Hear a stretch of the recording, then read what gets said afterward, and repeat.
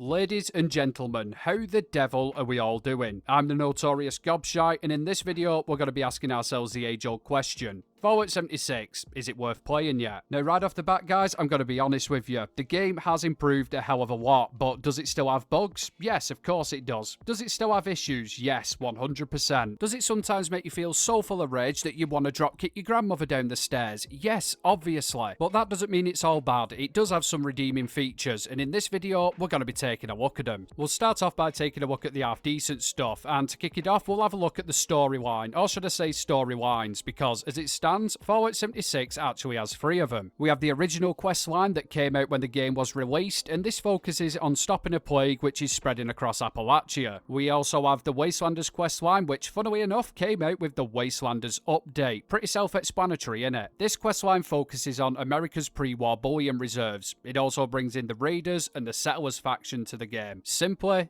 lovely. Now, the third and final questline we've got is the Brotherhood of Steel one. And if you couldn't work it out by the title of it, this questline focuses on rebuilding the Brotherhood of Steel in Appalachia. Some people may call it war breaking, I call it extra shit to do. All these questlines are, you know, fairly well written. If you're expecting an absolute masterpiece such as Dragon Age, then no, you're not gonna get it. But they ain't half bad at all, and if you're a new player, you'll have many hours of enjoyment out of them. Right then, so what else is really, you know, positive about the game? Well, I suppose we could have a look at camp building. And for those who haven't played the game, think of a scaled down version of settlement building in Fallout 4, just with a jankier building system and more restrictions. Sorry, I'm trying to stay positive. You can place down your camp module in many places across Appalachia, save for marked locations like cities and train stations, for example. You're not just limited to one camp either. We have something called camp slots, which means you can have multiple camps built and you can activate them with a click of a button. Dead simple. And once you've got down said camp module, you can build yourself a nice house or a shop or a man shagging a sheep for some strange reason. Jesus Christ, I hope I can find a picture of that build, or that's going to sound really strange to anybody outside of Wales. Anyhow, camp building is literally one of the best parts of the game in my opinion. The community around it is absolutely incredible, and you can get lost in it for hours, you know, making sure that the wall's just at the right angle and stuff. I know I live a sad and pathetic life. Now, I will say for anybody who's thinking of returning, camp building hasn't actually had many updates in the last couple of years. The latest thing we've had is a free camp. Now, this is a nice feature, but you still have to use things like flamethrower traps to bend the game's mechanics to your will. The camp budget's still exactly the same, and all of the aneurysm-inducing quirkiness is still there. But you know, it is still quite fun, and for anybody who wants to try the game, I'd urge you to have a go at this if you do end up getting it. Now I know, guys, at this point in the video, you're probably wondering, when the hell is he going to talk about the actual combat of the game? It's a friggin' nuclear wasteland. I don't care about camp building. Well, just easy there, Tonto. Hold on to them brains. I'll give you a rundown of it now. 76 is like many other games out there. It works on a level system, but instead of leveling up individual stats like in Skyrim, you could level up sneak or destruction magic, for example, you get something called perk cards. And each one of these perk cards falls within a specific special category: agility, strength, endurance, and whatnot. Let me give you a quick example of how it works. Say if I wanted to play as an automatic rifleman, I'd max out all my special points in perception, and I'd then choose all the perk cards which affect the power of automatic rifles. If I wanted to mix it up a little bit and make my sneak attacks a little bit more powerful, I'd use a perk card like this. And this is how it works for any other type of weapon in the game: melee, heavy gunner, rifleman, the list goes on. I know it sounds a little bit backwards, but trust me, you'll get used to it. It really is quite a technical part of the game, to be honest with you. If you don't have a competent build, then you're going to struggle in combat. If you want to get the most out of certain legendary effects, you have to have a build based around them. It is quite an intricate system, but that doesn't mean it's boring. You know, trying to come up with that ultimate OP build and making it fit your playstyle, it really is quite an enjoyable part of the game. And when you have got your build down to a T, there's a multitude of enemies you can fight against: super mutants, wendigos, feral ghouls, chickens, and other dangerous creatures like that. And if you're feeling extra spicy, you could go and take on one of the event bosses. At the moment, there's 3 of them. We have the Scorch Beast Queen, the Wendigo Colossus, also known as Earl, and the giant mole rat thing, which I can't remember the name of. In a nutshell, guys, if you like killing shit, Fallout 76 has got you covered. Now we come to the last of the positive things before we go down dog shit alley, and that is, mon petit fleurs, the Scoreboard, or more commonly known as a battle pass. Now straight away, I'm going to say I I can make rhymes night or day.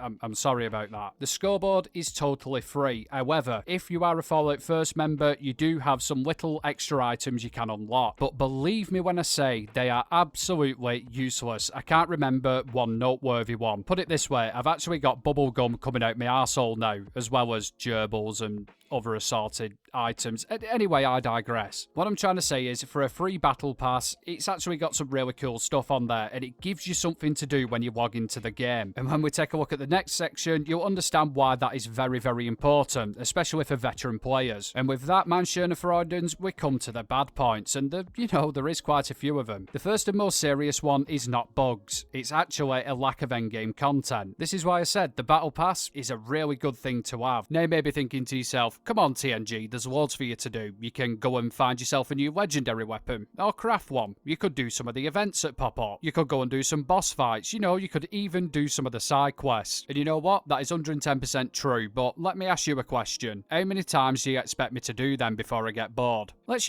break it down a little bit. We'll cover the first point, the legendary weapons and crafting them. And yeah, in most online games, finding that ultimate OP weapon is one of the endgame activities. I've done it myself, and I'm sure many of you do it. However, if you was trying to define the word grind to somebody, just show them the crafting system in Fallout 76 for legendary weapons and armor, and they'd understand it perfectly. Let me give you an example, and let me also offer you a drinking game. Every time I say legendary, take one shot. Go. Say if I wanted to make this fixer a legendary weapon, I would need to have legendary modules and legendary cores. The modules, they're dead easy to get. All you have to do is scrap legendary weapons and armor for script and buy them off the purveyor, which is absolutely fine, until you realise you can only have so much script per day. Now the cores on the other hand don't have a daily limit, but you do have to go around the map taking part in all the events over and over and over again, and then you may get some at the end of it. Couple this with the fact that it takes quite a lot of cores and modules to make a legendary item, and you can't keep legendary effects that you want. You have to re-roll the weapon or armor piece from the start if you don't like it. You can see how this becomes quite tedious and very fucking annoying. Now don't get me wrong, the crafting system in itself for your usual stuff like consumables and ammo and whatnot is very simple, and it works quite well, especially since they've added the slide bar. I know it's groundbreaking, isn't it? But the legendary crafting, yeah, it really does need some work. Now, of course, guys, you could buy the weapon that you wanted, but the trading in this game from player to player is really, really risky, unless you hire a courier. And if you think that you'll have enough caps to purchase a god roll weapon from somebody's vendor, then no, that's not going to happen, unless you're very, very lucky. So what were next on the list? Events. That were it. So the events, yeah, there is quite a lot of them that pop up all over the map. And the first couple of times you play them, yeah, they're quite enjoyable. But after that, no, they just get repetitive and boring. And the same can be said for the seasonal events as well. Mothman Equinox, Invaders from Space, for example. Once you've got all the plans from them and the costumes and whatnot, there's really no point in playing them anymore. Now, sure, we do have things like daily ops as well, but I absolutely despise them. Some of you out there probably do like them, but they're just boring. It's the same thing over and over again. Run around an area for a one-eyed man trying to kill mutated enemies in a set time limit. No, there's only so many times you can do it. Hang on, what's that I can hear just coming through the screen? What about the pit? The pit. Yes, of course. Yeah, what about it? As far as flops and disappointments are concerned, the pit is right up there, closely followed by me in the bedroom. For those of you who aren't aware what it is, the pit is part of what we call expeditions. We leave Appalachia and we go to the pre-war city of Pittsburgh. Now this sounds really fun, doesn't it? Yeah, go to another map, build a camp over there, do a little bit of exploration. Yeah, what could be wrong with that? As it turns out, quite a buddy what. Imagine Blackpool, the in-game version of Blackpool that is, complete with insane locals, dangerous living conditions and toxic water quality. And once you've got that image burned into your skull, combine it with daily ops and the result will be the pit. It literally is, guys, an expanded daily ops. You can't build your camp, you can't explore the city, just set linear areas that the game puts out there for you. It was such a wasted opportunity. They could have done so much more for this, and they didn't. It's just another grind for another form of in-game currency money to buy more camp plans. And again, once you've got them all, what's the need to do it? There isn't any.